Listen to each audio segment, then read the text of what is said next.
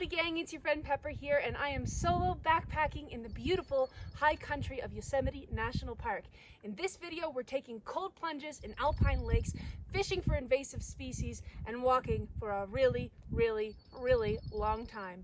It's gonna be a fun one, so let's get to stepping.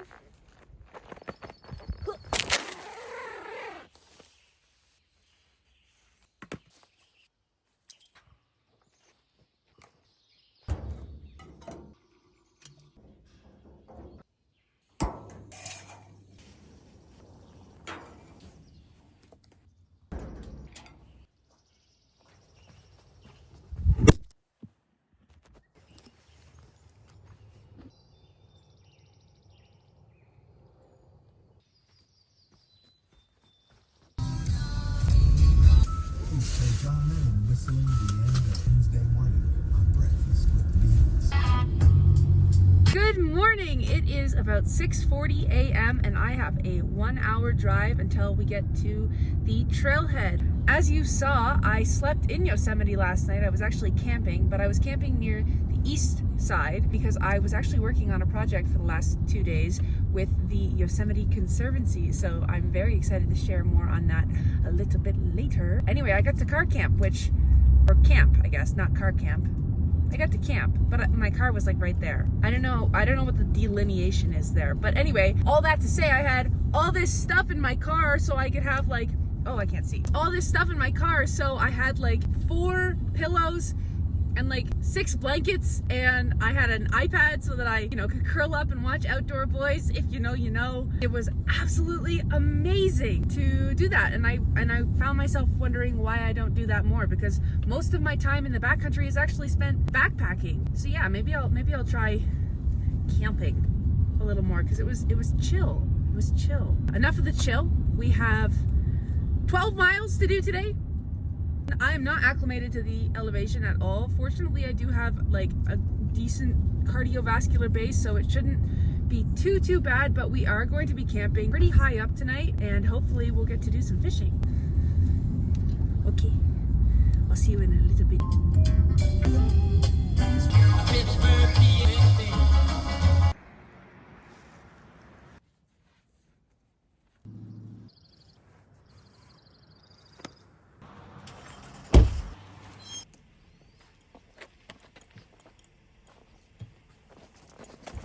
Come on.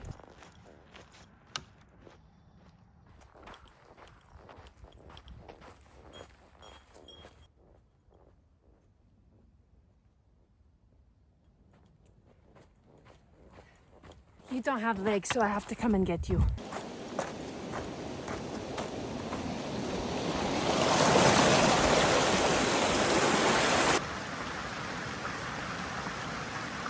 So this trip that we're going on actually has quite a few really unique features, and we're actually going to be traversing through 3 different ecological zones. Currently, we're in the lodgepole pine forest, which sits at about 8,000 feet to 8,700 feet. We're currently at about 8,500 feet, and tonight we'll be camping in the Alpine zone with granite slabs near Lake Bernice. And then tomorrow we're headed to the subalpine zone near Lake Emmerich. So really cool that we're gonna see lots of different species based on the ecological zone that we're in. Talking and walking at this elevation with no acclimation is a workout in and of itself. Oh my God, I am panting. I'm holding my breath as much as I can when I talk so I don't sound like, it's hard. Whew. So the area I'm traveling through right now, the Rafferty Creek, Tuolumne, and Vogelsang area, historically was actually used as a Trans-Sierra travel corridor for a number of different First Nations groups, specifically the Miwok and the Paiute. Now, the Paiute would travel from the east and trade in this area with the Miwok, and they would trade pine nuts, acorns, baskets, obsidian, and a number of other goods in this area. And there would be a lot of opportunity up higher where we're headed for some really good hunting, because there's a number of different species that like to live up there, and It's also above the mosquito zone, which is really nice because if you know anything about the Sierras, you know the bugs can get really bad. But anyway, they would trade and hunt in this area. And in the 1920s and 1930s, this became a major recreational route. And so the trails that I'm walking on were likely informed during the building process by these ancient paths that these First Nations peoples would traverse, which I think is fascinating. But yeah, a lot of bugs. A lot of bugs. Additionally, the High Sierra camps that were implemented in the 1920s and 30s are actually still stocked today. So you might see a couple, bits of horse poopy on the trail, and that's because the National Park Service is bringing up supplies to stock some of the camps that are up there. So I'll actually be quite close to one of the camps that is stocked, but I'm not going to be camping directly in that area because I prefer just a smidgeroony more solitude. I'm not gonna lie, I think I'm a little loopy from the elevation. I don't know, maybe that's not a thing, or maybe it is.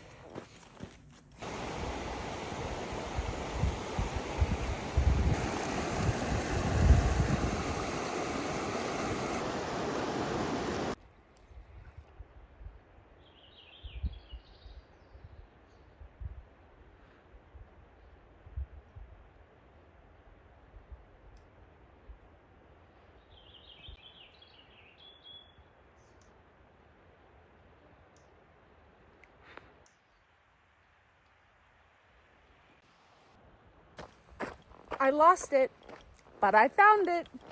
Oh, thank goodness. Let's keep going. So currently I am hiking along the Pacific Crest Trail, or the PCT. And if you don't know, the PCT is arguably one of the most iconic through hikes in all of America. It spans from Mexico to Canada, crosses through California, Oregon, Washington, and then ends in British Columbia. And interestingly, my very, very first backpacking trip ever was on the PCT in Tahoe. And my very first solo backpacking trip was right here in Yosemite, and I also crossed paths with the PCT just back that way. But I've not actually done the entirety of the PCT. One day I would really love to, but unfortunately it does take the average hiker anywhere between 4 to 6 months to complete. And the fastest known time is around 2 months, and that was set by Heather Anderson for female solo unsupported fastest known time. And there were days where she was hiking like 40, 50 miles per day. So unless I can do it that fast, which I don't think I can do anytime soon, maybe one day I would love to try and do an FKT. But until I can do that, or my little doggy at home, whom I cannot leave alone for too long, crosses the Rainbow Bridge, I won't be able to do it. But that's okay, because I don't mind these little short stints, because every single time I come out, they help me refine my kit, my pack setup, and boost my confidence. And so the more sections of the PCT that I can do, not as a through hike, but rather just as quick little overnighters or 2-night backpacking trips, whatever, the more ready I will feel when the day comes. But what I've heard is it's like, just like being a parent, you never feel like you're 100% ready to tackle such a big thing. And most people don't actually finish it, so I want to be one of those people.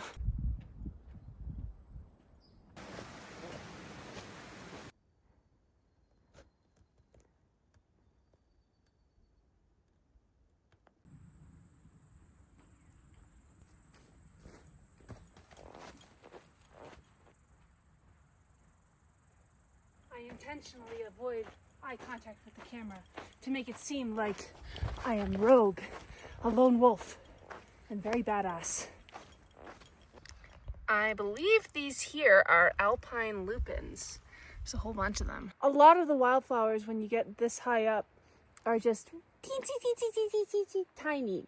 So blink and you'll miss them. I've seen a couple other types of wildflowers up here, but I'm looking for some specific ones. So I hope I find them.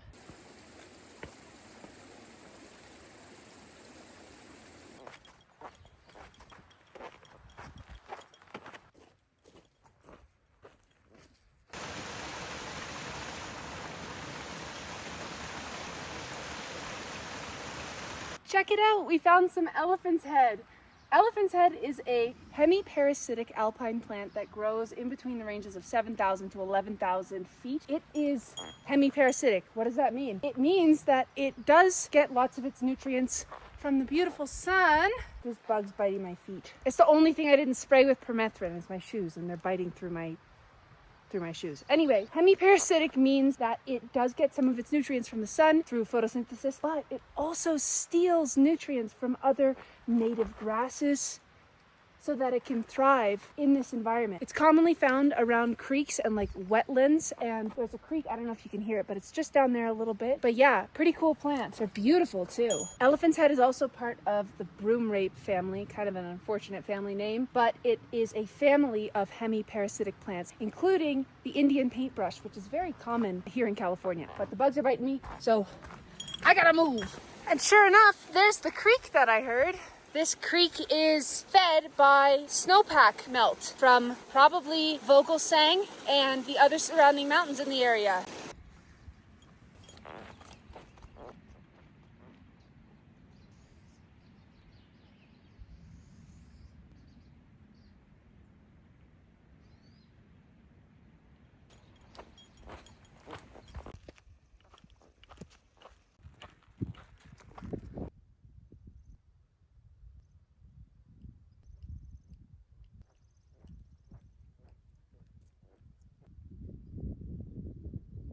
Now this is a good alpine meadow, if I do say so myself.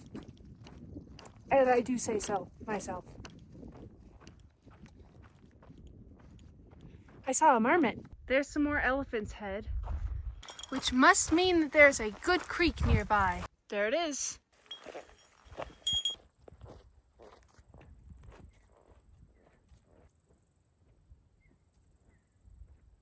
So that granite giant in front of me is Fletcher's Peak, and Fletcher's Peak is just a little over 11,500 feet.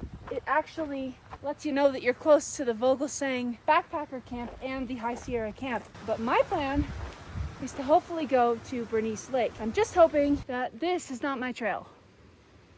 Might be. Okay, so it kind of is my trail. Cool.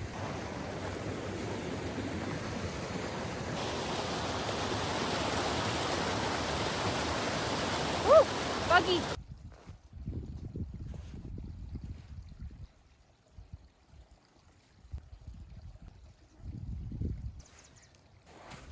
Okay, I'm just gonna say it. If there's snow, there shouldn't be bugs. And if there's bugs, there shouldn't be snow.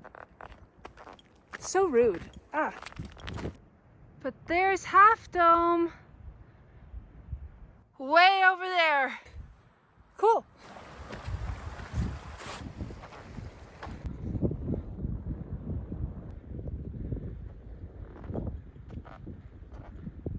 You getting a suntan? You're really unbothered. He's like, excuse me? Look at the markings around his mouth. Oh, you would turn. You're an old feller. He's just an old guy, eh? Bye, friend.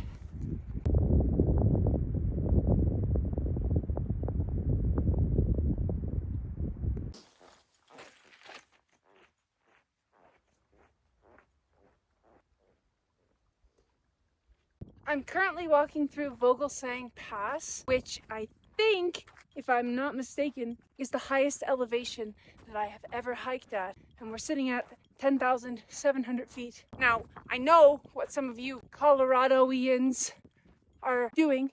You're laughing in 14ers. But listen, I come from Nova Scotia, which didn't have a mountain to begin with. And for context, when I was 19, I went skydiving and I was tossed out of the plane at 11,000 feet. So I bet ya, if I just climbed up there, I'd be at the same height that I went skydiving at. So it's still high, okay? It's still high. Sure.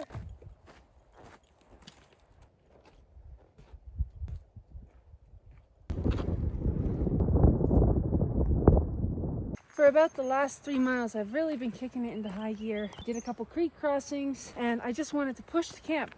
I've already gone 13.5 miles. I just got to the turnoff for Bernice Lake, and it says another mile. So I was like, okay, I'll stop for lunch. Mosquitoes are eating me alive. Mosquitoes are actually attracted to certain types of blood more. And one of those types is type A positive, which is what I have. And, oh, sorry. When I found this out when I was a kid, I said, see, even my blood is smart, because I thought I was a smart fella. Turns out I'm just a fart smeller with 1 mile to go. By Jove, I made it! Woohoo! Oh my God, let me get that tent set up. Let's get some food, and let's have a big, fat nap.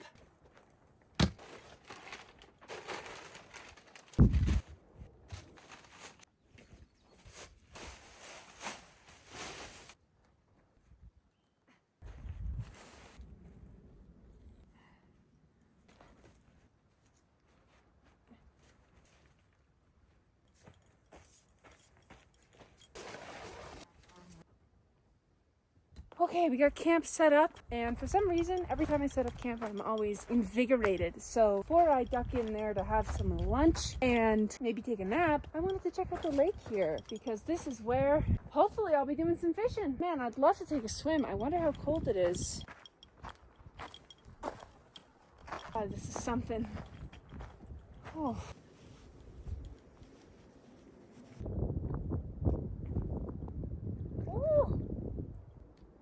She's a bit nipply.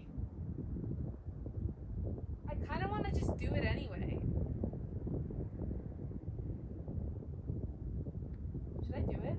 Oh, that's frigid. It's actually not too bad. It's really cold. Actually, it's freezing. Oh my gosh, it's freezing. I'm alive! Woo! I have to at least get to my shoulders. I'm not gonna go fully under because my hair is so thick it takes hours upon hours to dry. So I'm just gonna do up to my shoulders. Anything less, I can't really say that I did a cold plunge. Anything more, I'll be freezing tonight. Do it! Just do it! Get in the water. Get in the water. Get in. Okay. Oh! Acclimatize. Double acclimatize. Deep breath and go.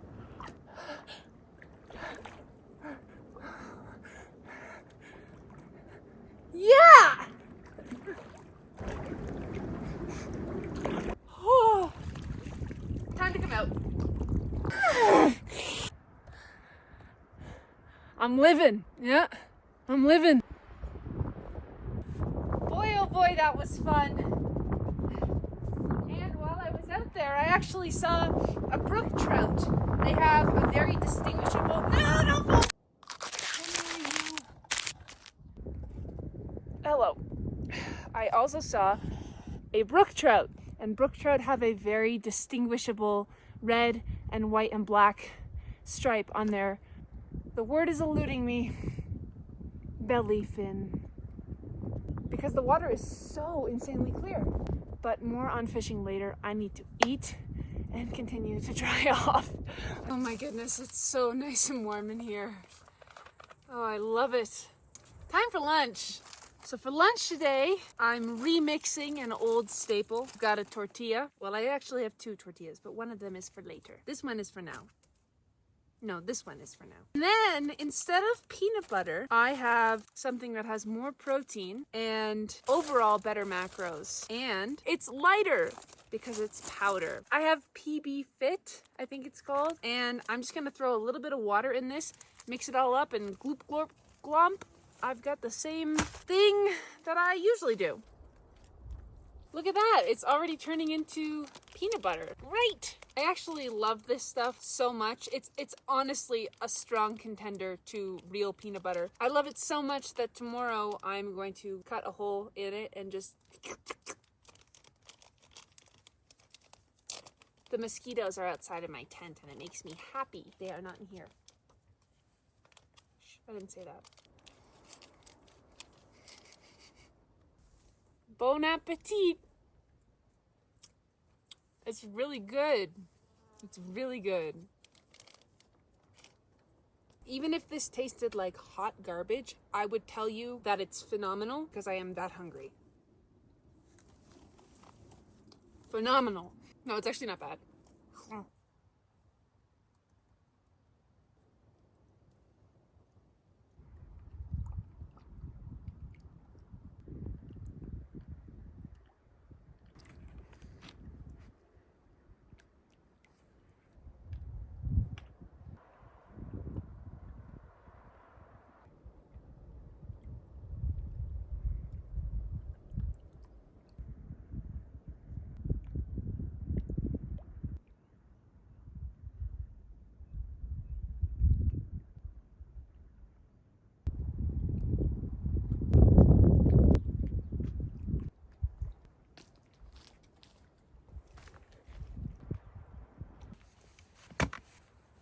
Okie dokie, it's dinner time. But the bugs are very bad still. Okay, maybe I don't eat dinner here.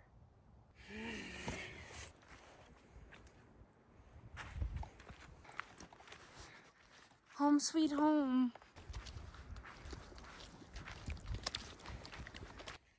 Okie dokie. For dinner tonight, we have oval and square. Yay!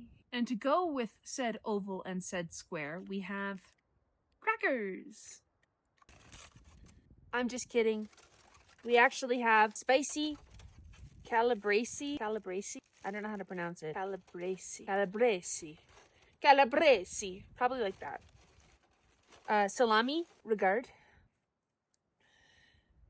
And then we have aged Pecorino Romano cheese to go with it, which is a dry sheep milk cheese. So it's a little funky, but hopefully the spiciness and the intensity of this salami will cut through that and make a good pairing. But I don't know. I just realized you can't see what I'm doing. Can you see now? How about now? Probably. You don't have to yell at me. Jeez. I will eat on a slant for you. Let's give this hunk of cheese a go. This thing here has 450 calories. I'm a big fan of making sure that the calories per gram when I bring backpacking food is at least over 4 calories per gram so that I can have ultralight food too, because I don't usually like to cook. This meets the mark. Oh, you should just not move though.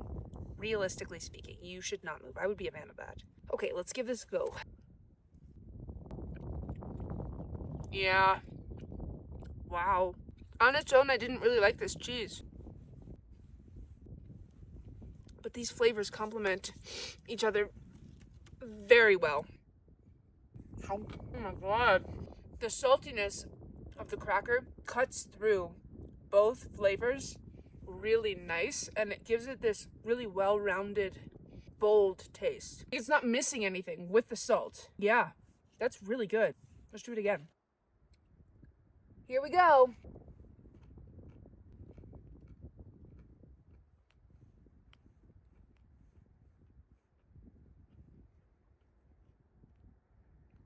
Yabbers, that's good. Wow. I swear to God, something to these like pairings, you know? Like there's something there. There actually might be something behind meat pairings with fish and wine. I don't drink wine, but maybe wine and crackers and cheese and coffee. I don't know. What do people mix other things with? Kraft dinner and ketchup. Yum. Oh.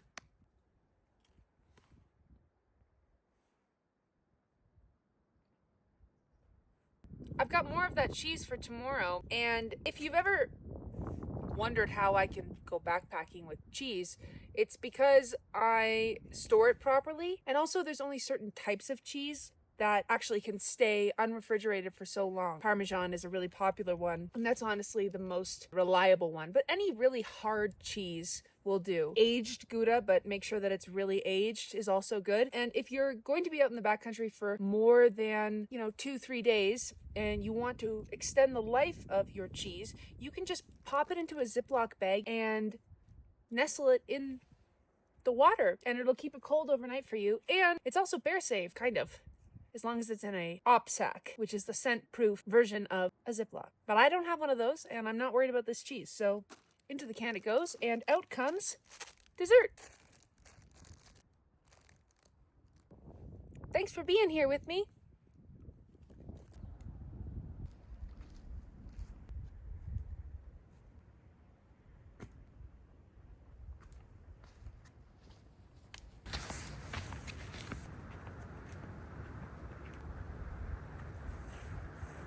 Can we just pretend like I went in, and then it's a cool cinematic shot where we transition into the tent?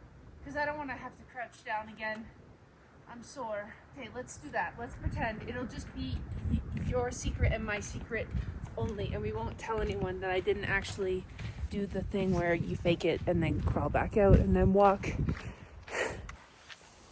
Wow, that was such a good transition. I bet you Pepper Steps is gonna make I bet you Pepper Steps is gonna make a lot of money on this video. She's so good with her transitions. Yeah. Oh my god. I got this sleeping bag liner in Colorado at a thrift store for like $7.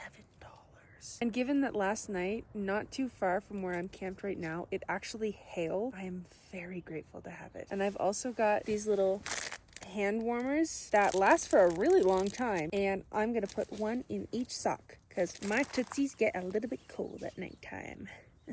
Okay, I'm gonna read for a little bit and then go to sleep because I'm really tired. And I will see you in the morning. Good night. Good morning. I slept.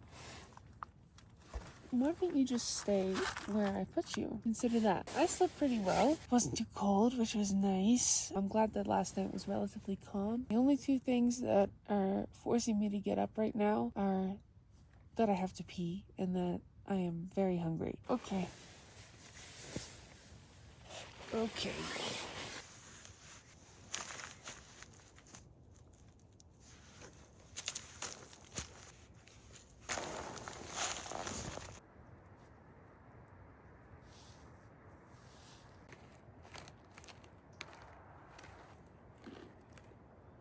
So I think the plan today is to start the morning off with some fishing because the water's calm and that's when the trout in this lake are the most active. I think I literally just saw one peek up. That's really cool. I'm looking forward to fishing. It's been a long time since I've done any fishing at all, and in fact this is my very first time Alpine lake fishing. I've only ever been deep sea fishing, which is very different, so it should be fun. All of that and more after breakfast.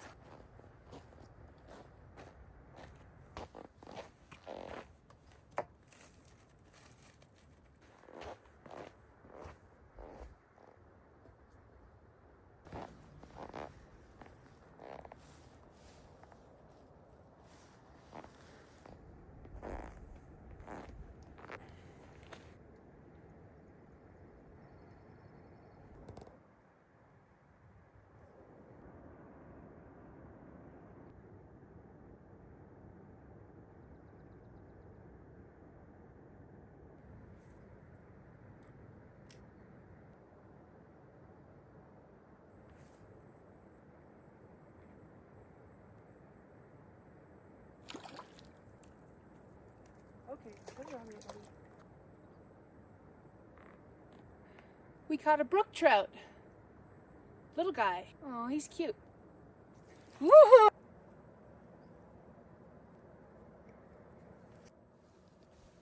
Oh, don't you go anywhere.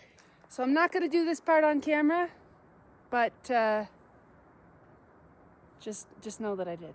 Well, I think I'd actually like to explore some other sides of the lake because I see a lot of fish jumping up over there.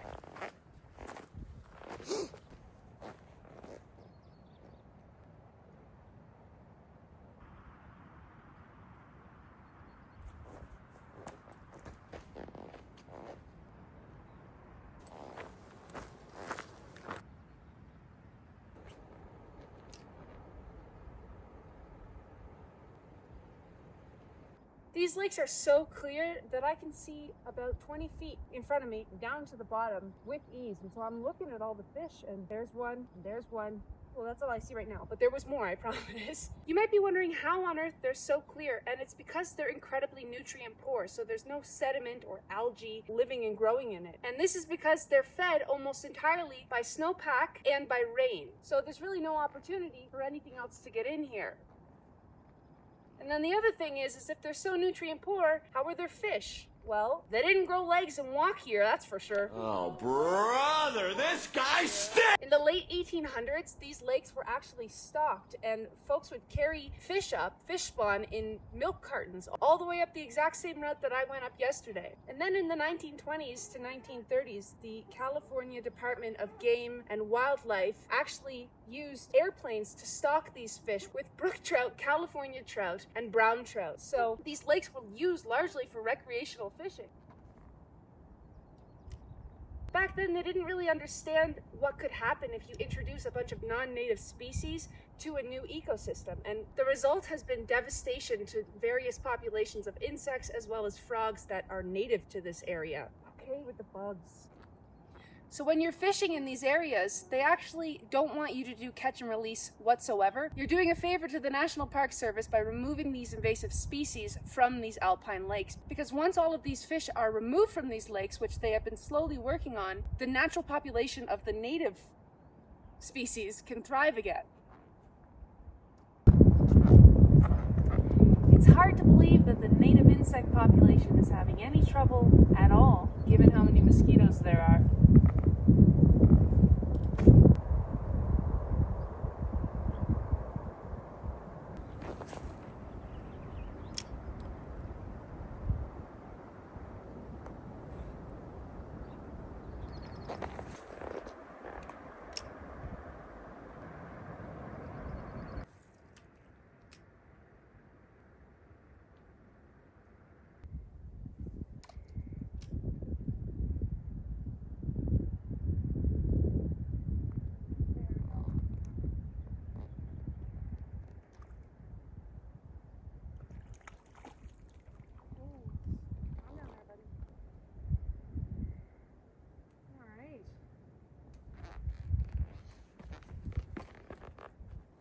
We got another one. Slow down there, partner. Oh, oh, buddy, you fell off.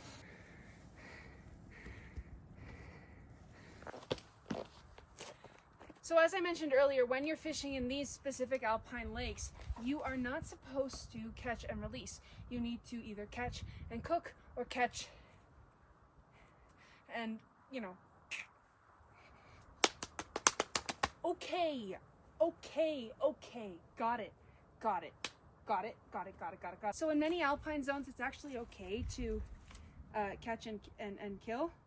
And to do this in accordance with leave no trace principles, there's still a number of things you are supposed to do. You're not supposed to just leave the fish out to die on a rock, because that creates what's called wanton waste and can attract bears, which we don't want. You also don't want to just chuck it back into the water after you've killed it. That's another form of wanton waste.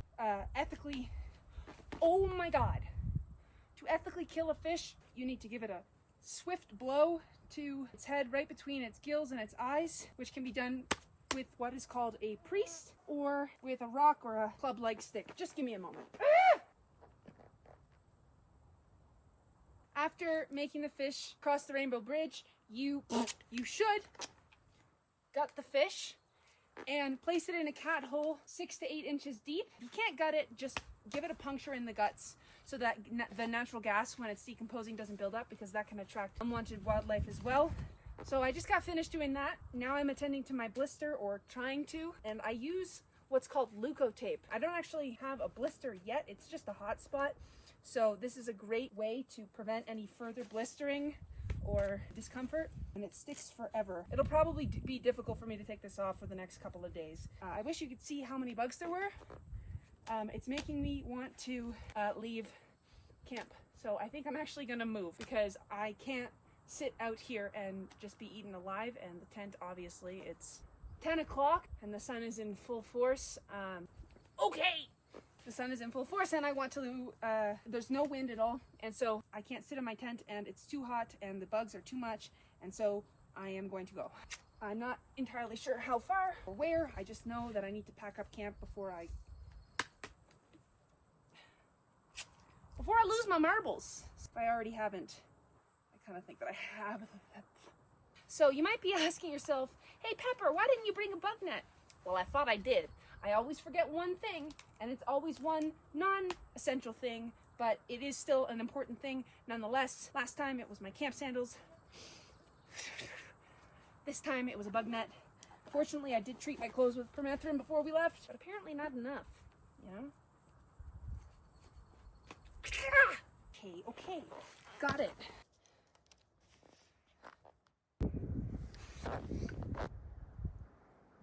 Okay, first order of business before we get going is getting some water. I've got my Sawyer Squeeze Mini here, which I've actually wrapped Leuco tape around to save on weight and space, and to kind of act as a little bit of a cushion in case I drop it, because they are pretty fragile. And I'm just gonna attach it to this 2-liter water bag that I have here. And this one is from Canuck Outdoors. I love it, it's super durable. And then what you're gonna do is just put the water bottle between your legs and roll down. And it kind of takes a little while because I have the Sawyer Squeeze Mini, but I like to save on weight.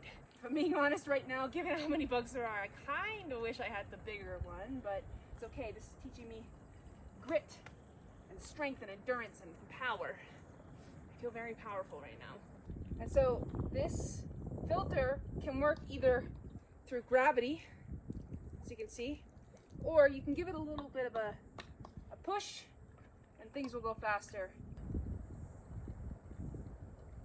That's some good water though. Oh my goodness. Okay, let's go.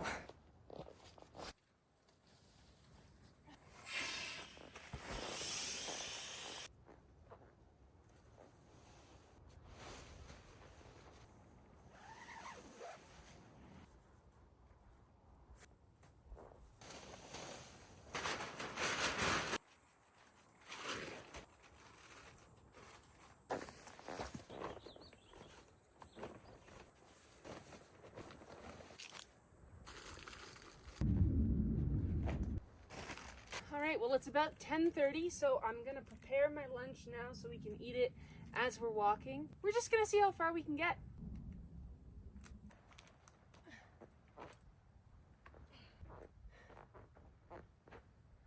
Ta-da! Let's go.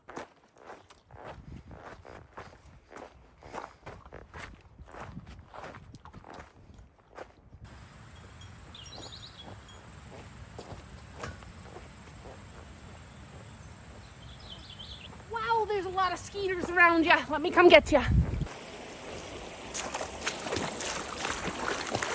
There's a brook trout. There was just a brook trout. Weird seeing them in the rivers. They shouldn't be there.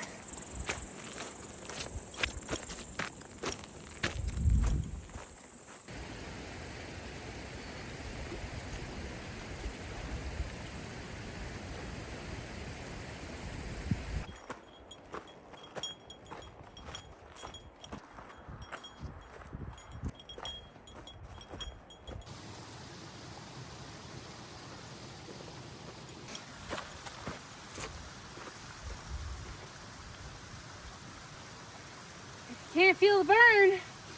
Something's not on. Woo! Going up. And up some more. And then, after that, we'll go up a little more. I can barely talk. There's where we came from. Over there. And that's where we're headed.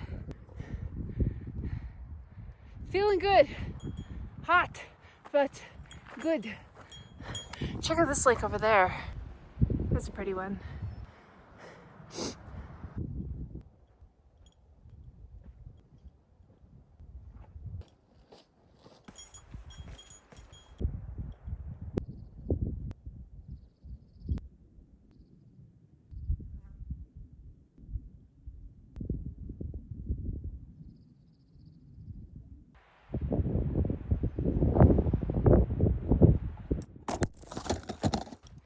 Alexander Vogel sang, "Ooh, this is the pass named after you.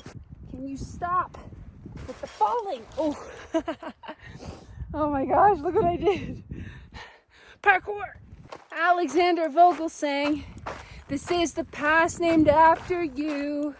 You never back down, and you even got a lake too. Whoa! I can't sing too much or I think it's gonna get copyrighted. Just know that I have a whole thing, a whole musical.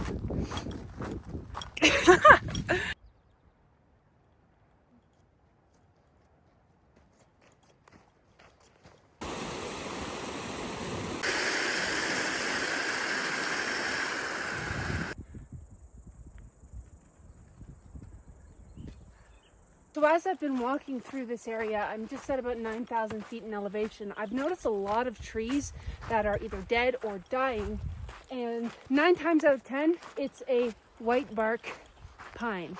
Now, before we get into why they're dying, let me share a couple of facts. First, the white bark pine sits at elevations between 8,500 to 12,000 feet, and they're commonly found on wind-swept ridges and rocky slopes like this, and they can live for over 1,000 years. And at this elevation, things take a really long time to grow, and they don't grow very tall, but they do live for a long time. And they're a keystone species in this elevation range because they stabilize this soil and prevent it from sliding down as snow melts during the springtime. So it's particularly unfortunate that they are federally listed as threatened. So there's a couple of reasons why this tree is listed as threatened federally.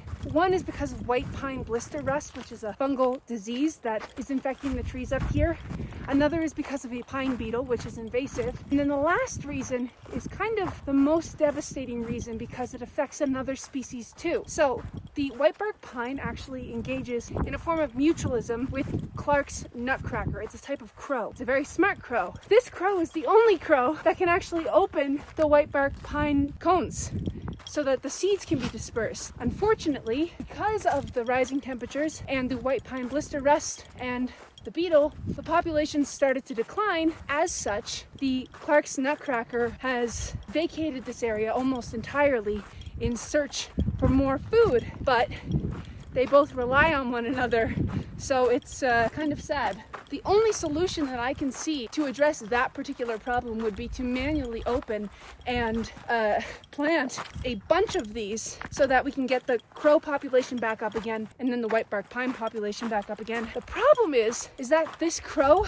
has insane spatial memory and recognition, and each crow has the ability to bury 30,000 pine nuts annually, and remember where most of them are, but the ones that it forgets are the ones that end up turning into trees.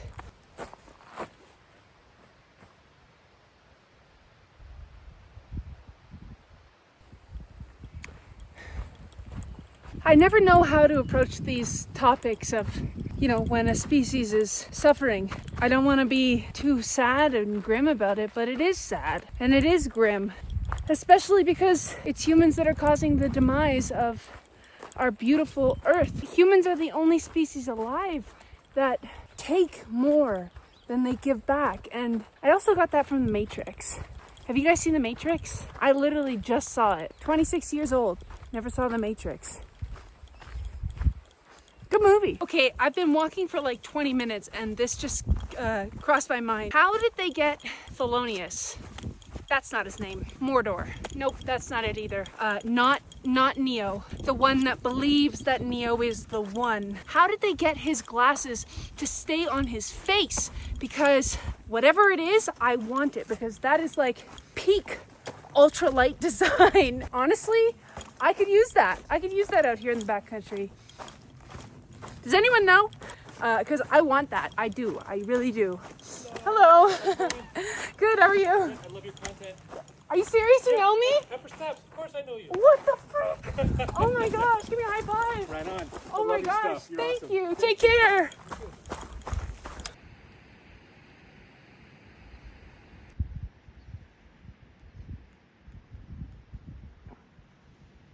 Okie dokie, well it's a little after 2:20 to be exact, and I'm about 4 miles away from the trailhead. So I think I'm just gonna keep hiking till I get to my car, because if I'm being quite honest with you, a big fat juicy burger sounds pretty amazing right now. And maybe a shower, considering it's been a couple days.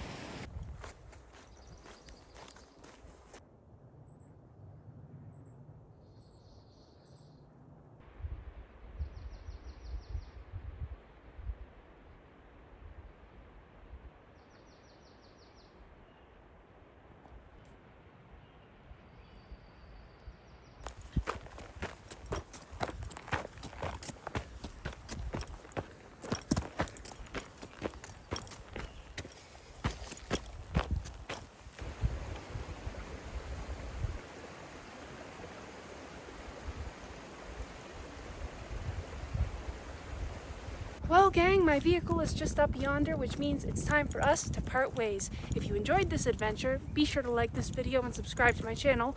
And if you feel like it, check out some of my other YouTube videos.